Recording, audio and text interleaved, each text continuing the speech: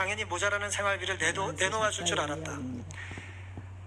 우리 결혼식을 보고 남들이 부잣집으로 시집간다고 부러워한 것을 나도 그렇게 믿고 있었다. 굉장히 멋지게 결혼식을 했는데 사람들이 부잣집에 시집간다고 다 부러워하고 축하하고 그랬던 거예요. 그렇게 믿을 수밖에 없는 게 친정에선 생전 듣도 보지 못한 식도락이 이 시댁의 취미였기 때문이었다는 거예요. 징겨 걸고 먹고 먹는데 돈을 많이 쓰니까 부자인 줄 알았다는 거예요. 그러나 남편은 더 내놓을 돈이 한 푼도 없다고 했다. 냉정하게 그랬으면 혹시나 남편이 나에게 겁을 주려고 거짓말을 할지도 모른다는 희망이라도 품을 수 있으련만 남편은 아주 자상하게 그의 월급 내역을 밝히고 빚도 없지만 저축한 돈도 없다는 걸 알아듣게 쉽게 설명했다는 거예요. 나는 그가 정직한 사람이라는 걸 알고 있었다. 그래서 더 절망적이었다. 정직한 사람이 돈이 없다 그러니까 희망이 사라진 거예요.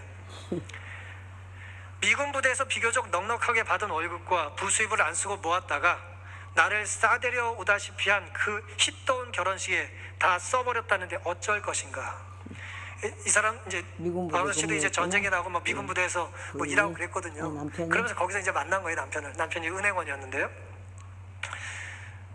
결혼식을 멋지게 하려고 다 써버렸대요, 돈을. 그런데 말이에요, 그렇다고 지금 직업이 없는 것도 아니고 안정된 생활을 하기에 부족함이 없는 은행원이 아닌가. 그래도 나는 그가 부자가 아니라는 게 속은 것처럼 분하고 억울했다. 이 살다 보면 억울하고 열받을 때가 있잖아요. 남편 얼굴 볼 때마다 부자가 아니니까 화가 나는 거예요. 친구 중에는 진짜 박완서 작가가 재밌게 표현해. 재밌어. 전쟁 직후의 이야기니까요. 이북이 아닌 남의 땅에, 이난 땅에 큰 마누라가 시퍼렇게 살고 있어서 울고불고 난리가 난 경우도 알고 있었다. 친구들은 그런 친구들이 있다는 거예요. 근데 놀라운 얘기를 합니다. 그런 친구를 생각하고 위안을 삼으려고 해도 내가 더 억울한 것 같았다 그랬어요. 자기가 제일 억울하대요. 남편이 부자가 아닌 게 제일 억울해. 시어머니한테 남편이 깨끗한 돈을 10%씩 그냥 계속 용돈 드리는 것도 속상하고, 뭐 자기 이제 고생한 이야기를 이렇게 써놓은 거예요. 보통 사람이라고 하는 또 글에는 이분이 또 이런 글을 썼습니다. 딸들을 이제 자식을 5을 두셨었는데 이분이 딸 넷을 이제 혼기가 돼서 결혼시킬 때가 되면 주변의 사람들이 묻는다는 거예요. 어떤 사이를 얻고 싶냐고. 그럼 자기는 큰 욕심 없다고, 처음부터 난 보통 사람이면 된다고 말을 한 거예요. 난 큰 욕심 없어. 난 보통이면 돼. 근데 보통이 뭐가 보통이냐 물으면 그때부터 이제 복잡해지는 거예요. 살기는 너무 부자가 아니고 너무 가난하지도 않을 것. 식구들끼리 화목하고 가끔 의견 충돌이 있어도 무방함. 부모가 생전에 계시되 인품이 보통 정도 묻어나고 자식에게 보통 정도의 예절과 공중도덕을 가르치고, 학력은 내 자식이 대학을 나왔으니까 대학은 나와야겠지만 1류나 2류까지는 안 따지기로 하고, 대신 적성에 안 맞는 엉뚱한 공부를 해 대학을 나오나 마나하면 절대 안 되고, 욕만 하기도 보통 정도면 되고, 하지만 건강하고 돈 귀한 줄 알고 인색하지 않을 것 등등이었다. 보통이 되기가 더 힘드네, 그지? 아이고 참 재밌어. 어떻게 그렇게 글로 표현하냐. 그러나 웬걸 막상 나서는 혼처는 하나같이 내가 생각하고 있는 보통 사람을 넘지 않으면 처졌다. 보통 사람이 그렇게 귀할 수가 없었다. 내가 가장 보통이라고 생각하고 내세운 조건은 어쩌면 가장 까다로운 조건인지도 몰랐다. 크게는 안 바라요. 그저 보통 사람이면 돼요. 가장 겸손한 척, 가장 욕심 없는 척 이렇게 말했지만 실은 얼마나 큰 욕심을 부렸었는지 모른다. 욕심 안 부린다는 말처럼 앙큼한 위선은 없다는 것이 내 경험으로 알 것 같다. 그렇게 이제 표현을 너무 잘하셔요. 그래서 많이 웃어요. 예, 그렇습니다. 아간이 그랬나. 박완서 작가가 말해요. 머리에 뿔이 몇 개가 달렸을까요? 머리에 뿔이 뿔 한 달렸다고 두 개쯤 하니까 달렸을까요? 내가 이걸 찍기 시작했다. 뿔 뿔 안 없어요. 달렸다고. 사탄의 머리도 뿔이 달려있지도 않아요. 그래 맞아. 보통 사람이에요. 그냥 우리가 원하는, 우리가 그 정도는 누릴 자격이 있고 권리가 있고 그 정도는 해도 될 거라는 생각하는 그 정도라는 거죠. 그 정도에. 아간이 숨긴 시나의 산 아름다운 외투와 금 덩어리는 그 사람만 원하는 이상한 물건이 아니에요. 그러네. 그 사람이 뭐 이상한 취미가 있는 겁니까? 예? 이상하고 독특한 사람인가요? 유일무이한 사람이에요?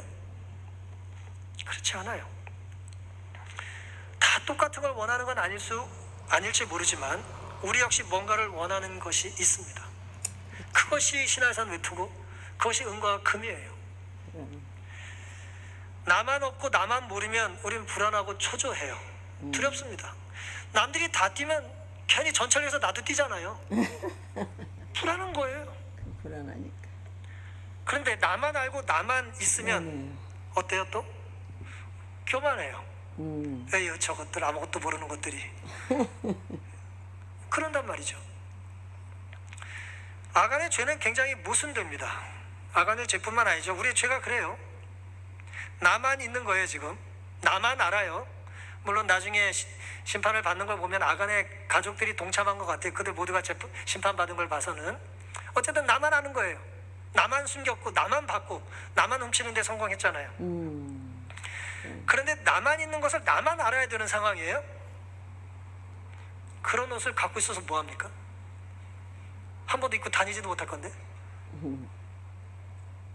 나만 있는데 나만 알고 나만 숨겨놔야 돼요. 왜 그거에 목숨을 거냐 이거예요. 훔친 외투 한 번도 입을 수 없어요. 아름다운 정말 진귀한 것들 뭐 할 거예요? 금을 먹을 거예요? 은을 마실 거예요? 이거 어디서 났냐고 물으면 대답도 못 한다니까요. 그걸 숨겨놔야 돼요. 대답도 못해. 숨겨놓고는 결국은 쥐가 먹었다고 그러지. 제가 어느 글을 읽다 보니까 이런 글이 있더라고요. 돈을 섬기지 말고 돈으로 섬기라. 그러네. 우리가 돈을 섬길 때가 얼마나 많습니까? 돈을 섬기지 말고 돈으로 섬기라. 내가 예, 사랑하고 저도 이거 하나 걸치니까 예뻐 보이죠? 아기들을 섬기는 도구가 다 보였어 나. 이쁜 옷을 입혀줘. 내가 추구하는 게 굳이 돈이 아니더라도 자리라 할지라도 그 의복이 무슨 신화산의 아름다운 금외투가 아니더라도 말이에요. 나에게 오늘 입혀주신 옷이 있지 않습니까? 내 옷이 아닌 걸 내가 원하면 그게 신화산 외투가 되는 거예요. 그렇지. 그것 그 한 자리 내가 좀 차지하기 전에 내가 못 죽겠단 말이에요. 기어코 그것을 내가 입어야겠다는 거예요. 어리석은 일입니다. 이왕 탐할 거 이왕 탐할 거 기대된다. 생명보다 못한 물질을 탐하지 마시고 아멘. 하늘과 하나님을 갈망하며 살게 되시기를 간절히 바랍니다. 아멘. 한 번 먹고 목마를 것 열심히 마시지 말고 예수님 말씀처럼 영원히 목마르지 않을 그 예수 그리스도 생명의 물을 우리가 마시고 살아야 되지 않겠습니까? 아멘. 오늘 우리의 삶 속에 영원한 것, 사라지지 않을 것, 하나님만이 채워줄 수 있는 것을 탐하심으로 아멘.